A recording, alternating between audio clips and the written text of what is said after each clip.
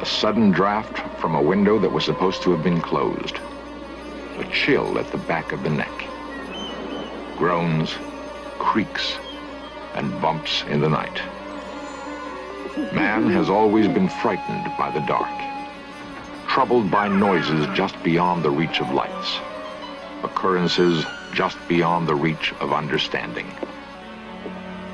A very dark, hooded, evil presence came from the hall. I didn't even have to see her distinctly. I just knew this is trouble, you know, and I've got to do something about it. A ghostly apparition in the dark of night. What was it? And why did it come? An astonishing event occurred on a still summer night in a Maine fishing village.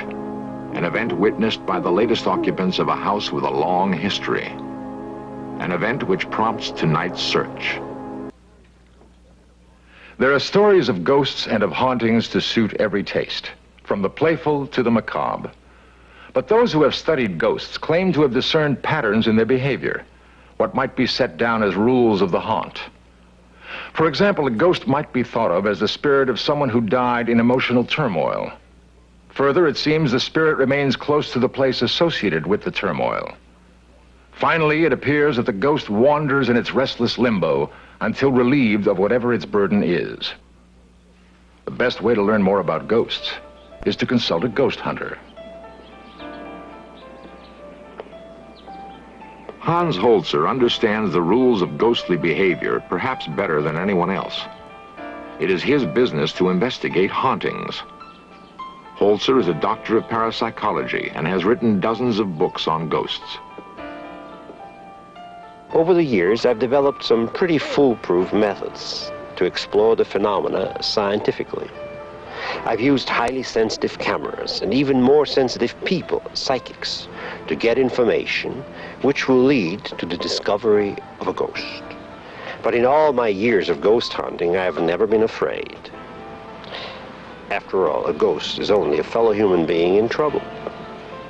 Holzer may not be frightened by ghosts, but most of the people who call on him for help are.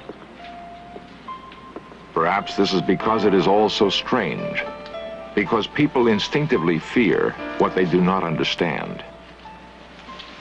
Ghosts are the surviving emotional memories of people who've died tragically and cannot leave the spot of their passing.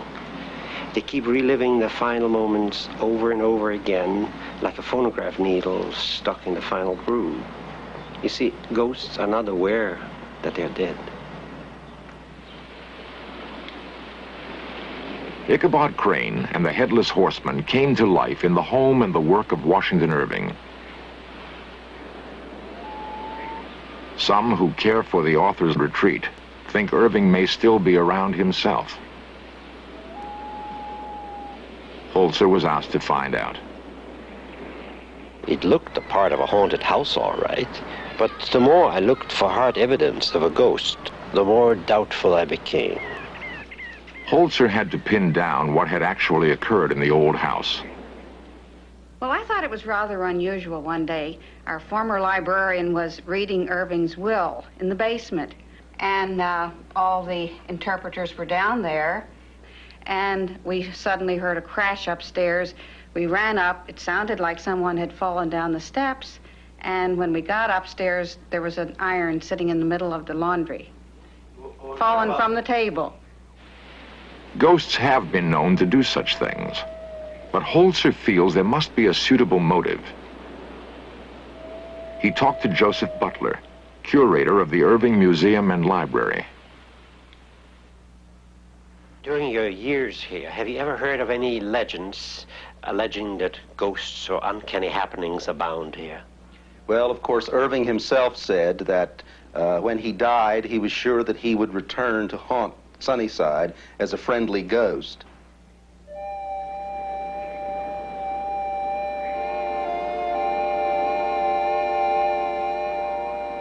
Irving's whimsical warning that he might return as a playful ghost didn't square with Holzer's experience, his knowledge of ghost behavior. The ghost at Washington Irving's cottage had no substance after all. But in the little fishing village of Port Clyde, I found a different kind of story. Port Clyde is a fishing village wedged in a rocky enclave of the Maine coast. Indians fished these waters long before the Europeans came. Then, for a time, the Yankee whalers held sway here. They were strong, practical men. Men steeled for long voyages in search of whale. They were replaced in time by fleets of cod fishermen, the same practical Yankee breed. Now it's lobster that lures the men of Port Clyde, but little else has changed. Making a living from the sea still demands courage and skill, and there's little time for frivolous pursuits and wild imaginings. Carl Schwab has fished Port Clyde's waters for years, a spiritual descendant of the Yankee whalers. He and his family once lived in a house that some in Port Clyde say is haunted. But had Schwab ever seen or heard anything unusual at the old house? Not unusual, not for winds here in the wintertime. But I don't know much history of the house, other than what this has come out. So you'd be perfectly happy to... This is the ghost Carl Schwab was talking about. I first heard about it from brother and sister, Carol Schulte and Bob Olivieri. Carol and Bob had spent lazy summers with their parents in the Port Clyde house Carl Schwab once lived in. It was a fine retreat for the young people. A wonderful old house full of nooks and crannies and creaking wood. It was weather-worn, but comfortable.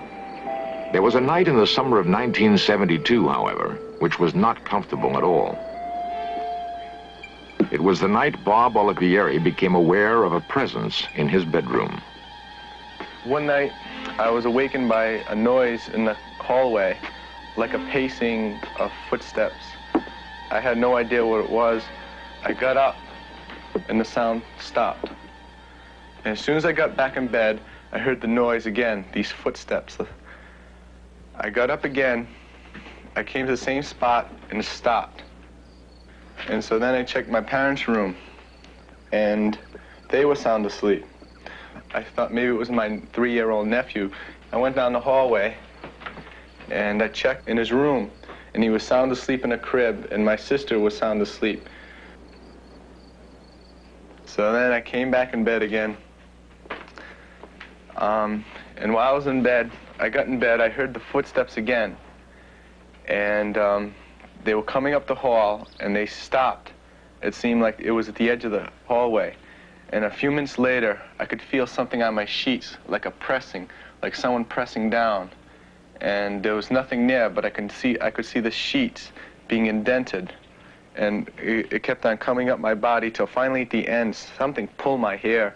And I was just scared for the rest of the night. I couldn't get to sleep.